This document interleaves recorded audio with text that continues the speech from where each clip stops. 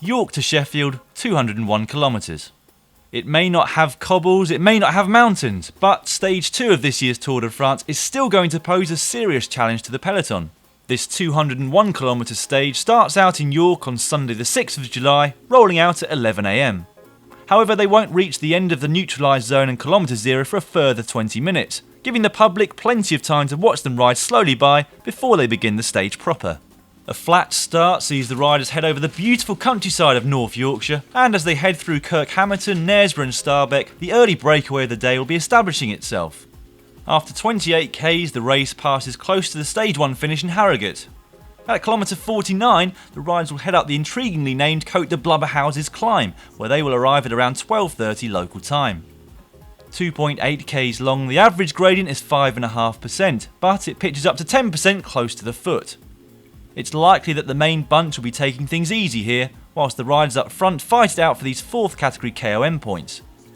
At this point in the stage, the riders will be enjoying the wide main roads, contrary to what they'll find later in the stage. The day's only intermediate sprint comes in the town of Keighley at kilometre 68.5. Here we'll see the green jersey contenders launch themselves from the bunch. The first 15 riders across the line will pick up points, and the breakaway will likely be much smaller than that. Soon after, they'll contest the second KOM, but before they even get there, they'll have to haul themselves over an uncategorised climb from Penistone Hill to Tomsdale Seat.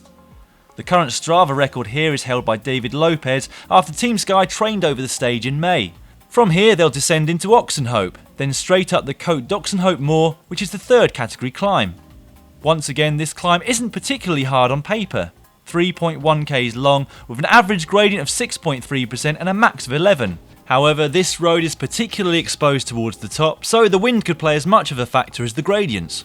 As they descend to Hebden Bridge, they will be greeted by the longest climb of the day, Crag Vale. However, it hasn't been categorised as a climb by race organisers ASO. Strange, because at 8.6 km, it's the longest continuous gradient climb in England, according to a sign on the side of the road. The lack of categorisation must be courtesy of its lowly 3.4% average gradient, which will see most riders tackling it on the big ring. At the top, they will have completed half of the stage. Over the last 90 k's of racing, the route takes in no less than 7 categorised climbs and offers very little respite in the form of flat roads. The first of those is the Cote De Ripponden, which effectively comes midway down the descent off Crag Vale. A 3rd category climb of 1.3 k's is a little below 10% average. Just 10 minutes later, they'll hit yet another 3rd category climb, the Cote de Greetland. This climb is on a much bigger road, but at 7% for 2 k's, it will still be leg sapping. From here, they'll get 20 kilometres of respite in which to eat, drink and gather themselves together for the hardest and most important tests to come. The most famous of the day's climbs is Holm Moss, and it's also deemed the hardest, having been given 2nd category status. Arriving at the foot from Huddersfield, the gentle lower slopes will be important for positioning. The main section of the climb is the final 4.7 k's.